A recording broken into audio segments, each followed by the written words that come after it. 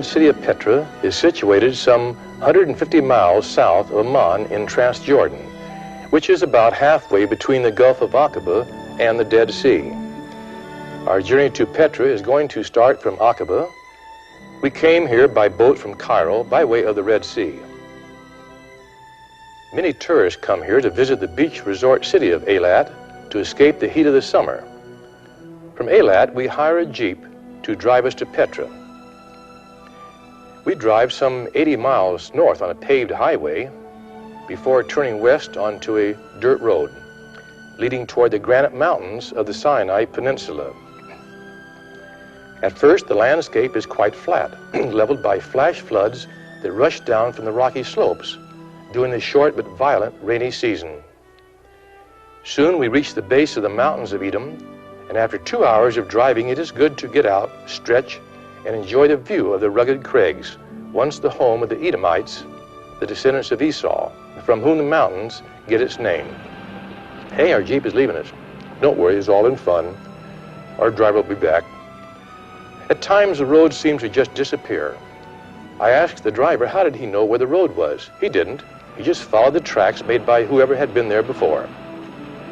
The ancient caravans that once carried trade goods from Egypt to Damascus in the north had to traverse this desert wasteland where water was scarce and shelter from sandstorms lacking.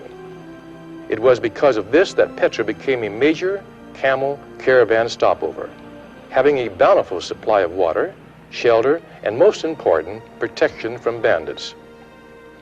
We are following the major trade route for goods moving north and south, known as the King's Highway, a route that passes through Petra. For the protection of the caravans, the Nabataeans established fort-like settlements, usually about a day's journey apart. We'll stop and visit the ruins of one such fort, found sheltered by these cliffs.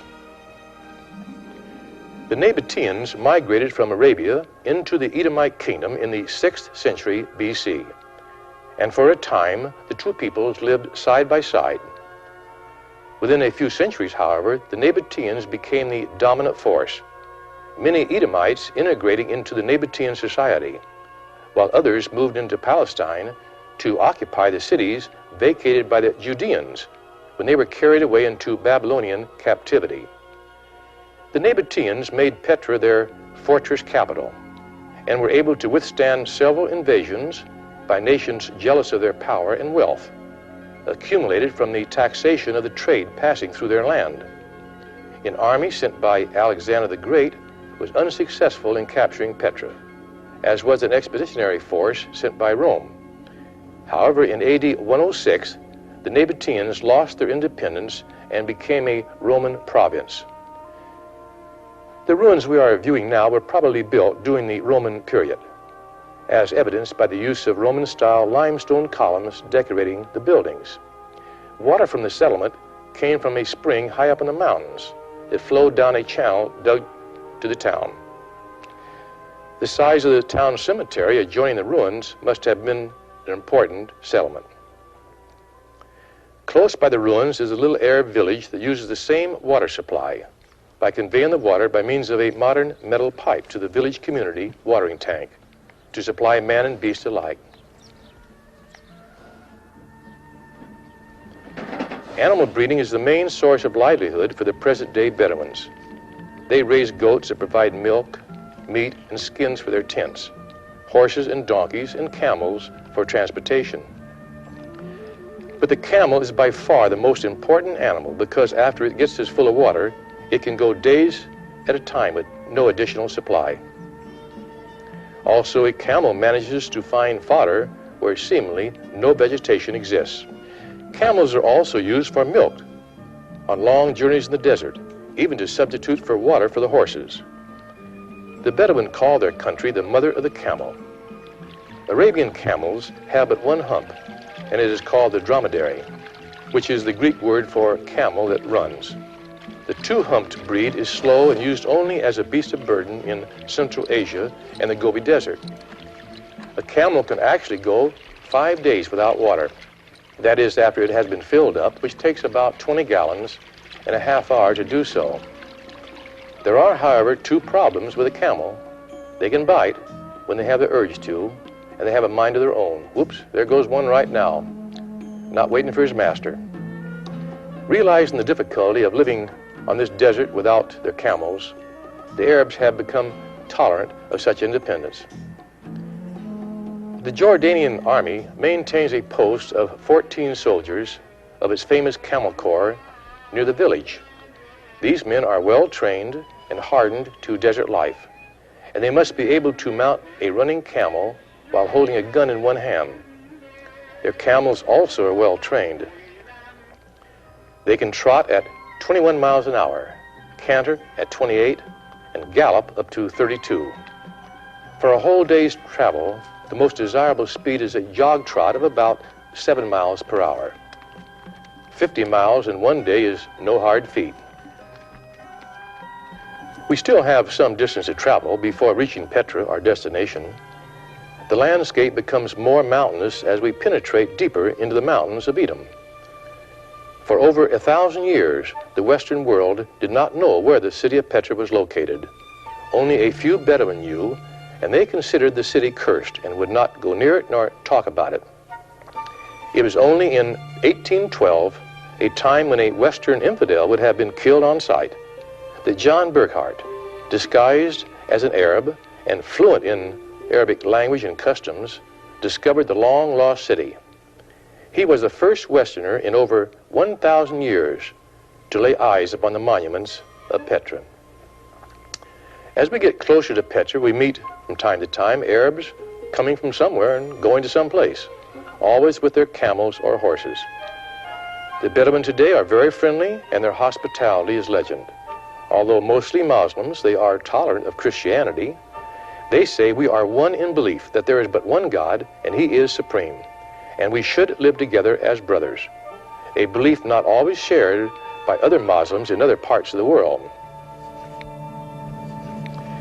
We make a short stop at the little Arab village of El-Hai to fill our water cans at the Spring of Moses, so named because tradition has this as the site where Moses struck the rock long centuries ago and water came forth. The inhabitants of the village come here daily, as did their ancestors for centuries, to fill their water bags and now modern Jeep cans left from military activity during the last major war. Their ancestors, of course, used only animal skins and pottery jugs. This spring is the only source of water for the village and for the Arabs that live for miles around in the surrounding desert.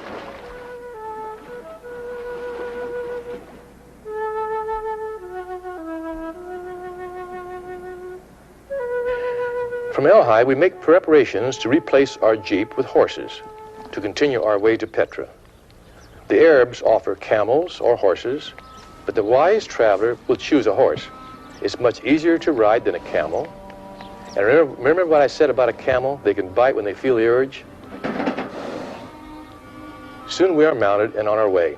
The trail to Petra is probably the same one used by the ancient camel caravans that once brought trade and wealth to the Nabataeans. In fact, 4 ancient trade routes converge on Petra. The predominant colors of the mountains of Edom are variations of red, which is the meaning of the name Edom. It was in these red mountains of Edom that the descendants of Esau established the nation that became powerful enough to resist the children of Israel from passing through their land when coming out of Egypt. As we continue toward Petra, we see evidences of the ancient kingdom of Edom, carved stone tombs, cave-like homes that once provided shelter for the ancient inhabitants of Petra. Finally, we come to the first of Petra's major monuments, the obelisk tomb, so named for the obelisk carved in the front. However, this is only the suburbs of Petra, so to speak. We have to continue a little further to get to Petra proper. As we ride on, we see more and more carved tombs and homes in the cliffs, some hidden away in shaded recesses in canyon walls. The path passes by an old Roman dam built to divert floodwaters from washing down the only entrance to Petra, which has happened on several occasions, drowning those caught in the entrance.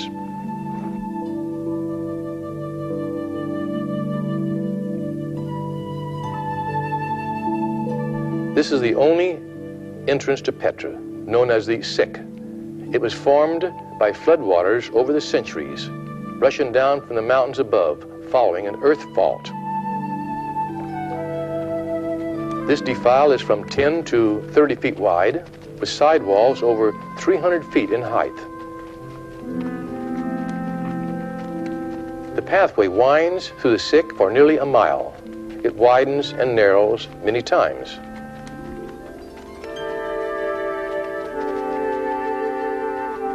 At times, the overhanging cliffs on either side shut out the skyline, making it appear that night has fallen. In some places, only a ribbon of blue sky can be seen overhead.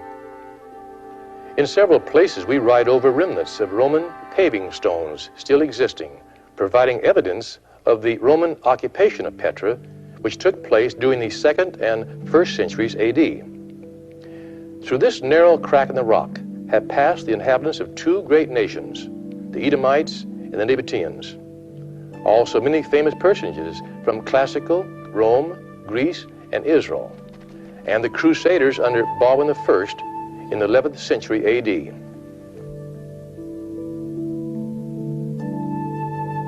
As the sun makes its way across the sky, the towering walls of the Sick change in colors. These colors range from pearly white to softest yellow and gold to red and carmine. In fact, every color of the rainbow is represented in the sandstones of Petra. These colorful sandstones of Petra remind one of the desert mountains of northeast Arizona and southwest Utah along the Grand Canyon. Carved in the side walls of the Sick at irregular intervals are pagan religious shrines consisting of stone god blocks set into niches. These symbolize the god Duceres, one of the two Edomite chief deities. Traversing the Sick gives one the eerie feeling they are exploring another planet. Just ahead of us is another stone god idol set in the walls of the Sick.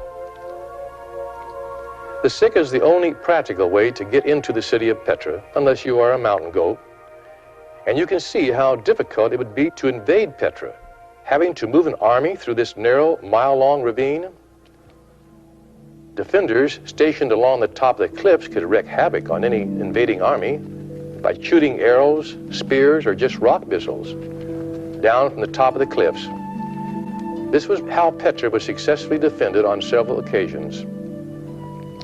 However, it was being a place of safety, having an abundance of water, is really what caused Petra to become an important city and wealthy by taxing the trade that passed through their area.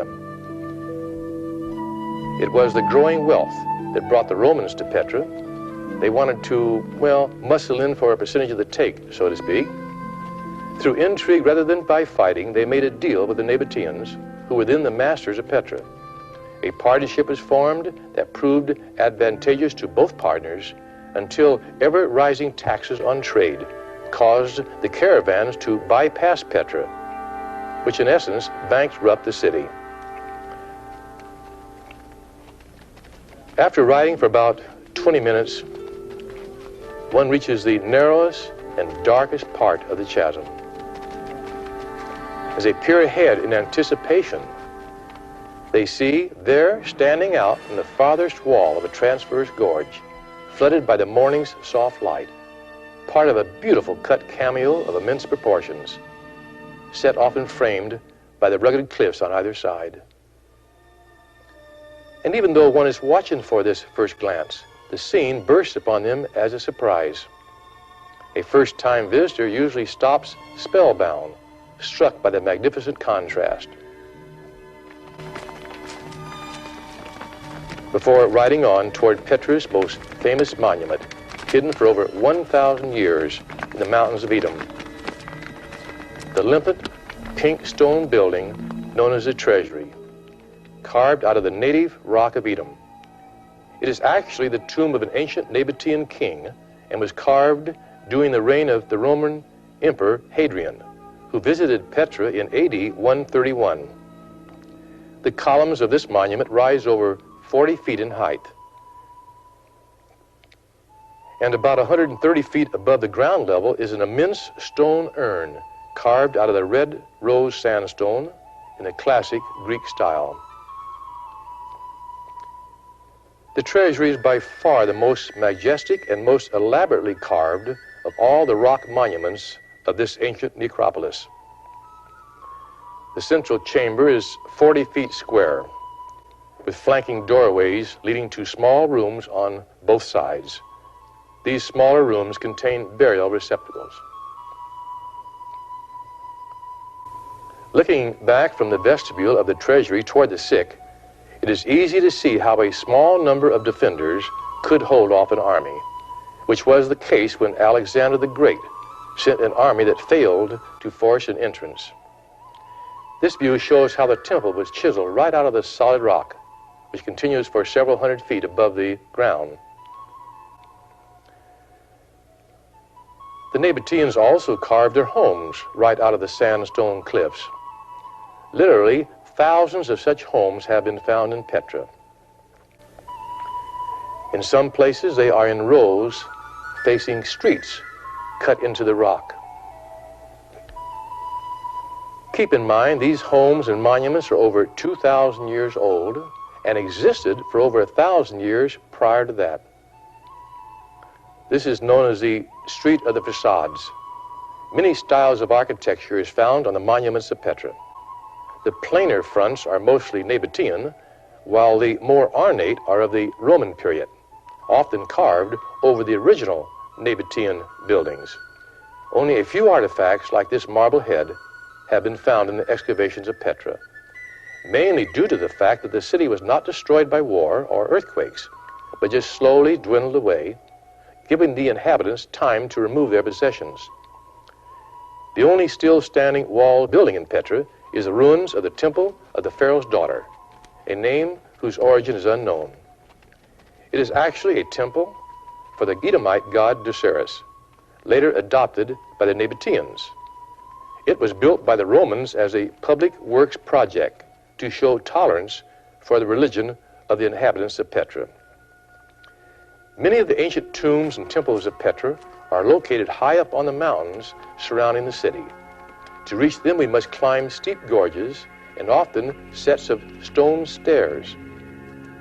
And in doing so, we pass many natural caves that were no doubt once the homes of the early Edomites, whose descendants became, for the most part, integrated with the Nabataeans. Many of the Edomites, however, migrated into Palestine during the Babylonian captivity of Judah and were still there when the Judeans were allowed to return to Palestine by Cyrus after the downfall of Babylon. These Edomites were later integrated into the new so-called Jewish state, which by the time of Christ was a multiracial nation. About 600 feet above the city is Edder. To construct this temple, the ancient masons had to strip away a mountainside to create a flat surface into which to carve. Edder's huge door is some 26 feet high and provides the only light reaching the interior, a single chamber 38 feet by 37 feet in size. The facade of this temple is about 154 feet in width and approximately 132 feet in height, and contains niches for placed statuary long since removed. The unique feature of Edder is a huge stone urn weighing many tons on top of the monument. It has been carved from a separate piece of rock, and it is interesting to speculate how this colossal weight was handled and placed into position.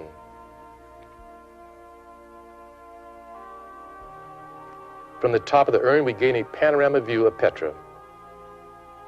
But watch out, don't get too close to the edge. I don't want to lose anyone. From the city of Petra, there are many side canyons winding up the mountains surrounding the city. All have paths passing by hundreds of cave-like homes and monuments.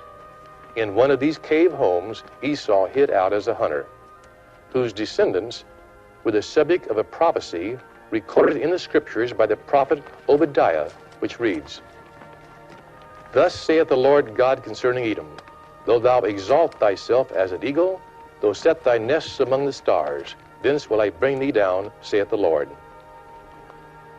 Those words were fulfilled when Amaziah, king of Judah, invaded Petra in 785 BC. He literally pulled down the inhabitants from their nest-like homes, leaving them empty and bare. This series of facades includes Petra's royal tombs. First on the right is the silk tomb, the center the Corinthian tomb, on the left the palace tomb, which originally had 3 stories, the top of masonry, which is now falling into ruin.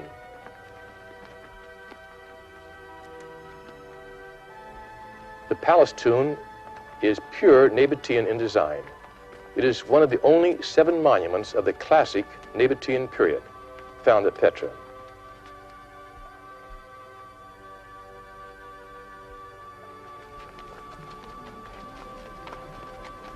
Riding on, we pass many similar buildings, spanning in architectural style many centuries. We are on our way now to visit the famous urn temple known as the monastery. The monastery differs from other large temples in Petra in that it has a masonry extension supported by 2 stories of arched vaults. The monastery gets its name from a Christian inscription found on one of its interior walls.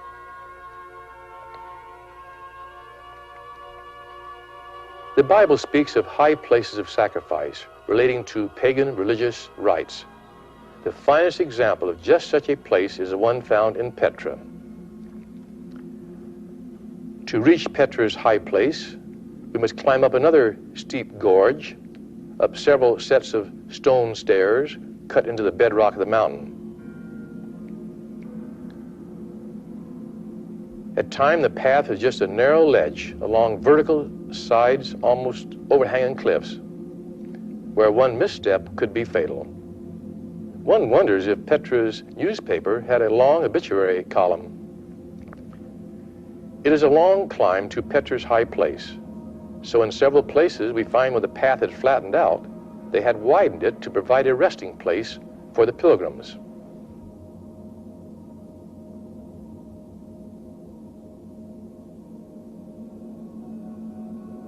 In the Old Testament, high places were generally associated with places of elevation, constructed artificially and used for sacrifice, sometimes human.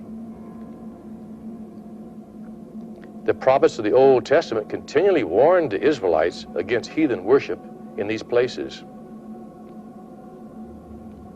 We finally reached the top of the mountain, which is known as Obelisk Ridge, so named after 2 large obelisks found there.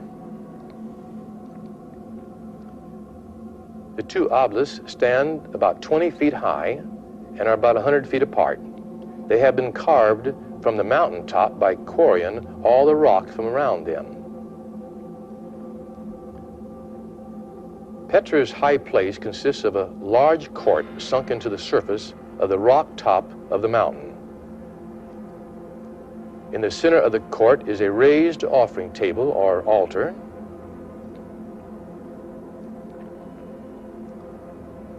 And surrounding the court are ledges and benches containing various size altars. What rites this place once witnessed can only be conjectured. However, all the requirements of human sacrifice are found here. A central altar where a victim was laid, as certain rites were performed on his body. A tub-like basin where the body could be washed, a standard procedure.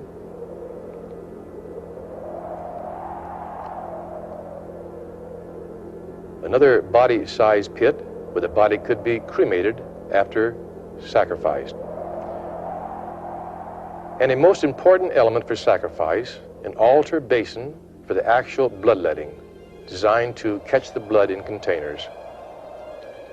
It has been said, seeing is believing, but it doesn't always seem to work. Some visiting Arab, after seeing Petra's high place, wrote this inscription in Arabic: "There is no such place." Did he mean it was non-existent in his mind, or there's no place like this? From the high place, we overlook the rocky, rugged mountains of Edom, that provided a natural protection for the city of Petra and concealed its ruins from the eyes of the Western world for centuries. Since there is no water supply on top of the mountain, water for the high place was supplied from cisterns carved into the bedrock to catch rainwater during the rainy season, to augment what had to be carried up in containers. In descending the mountain by means of a different route, we pass another interesting monument, a carved lion with his head turned sideways facing the traveler, through which protrudes a lead pipe conveying water from a small spring above to refresh the thirsty pilgrims on their way to the high place. Even at this elevation, we come across many Nabataeans' homes carved into the sandstone cliffs. Some with interesting outdoor-indoor living rooms, having a magnificent view and natural air conditioning, cool on cool days and hot on hot days. Although the homes of the Nabataeans were naturally colorful, they often plastered and painted over the walls in vivid colors, usually bright reds, blues, and white. When the Romans came to Petra, they reorganized the city, laid out a main street paved with limestone, and constructed on both sides ornate temples, commercial buildings, baths, and retail shops.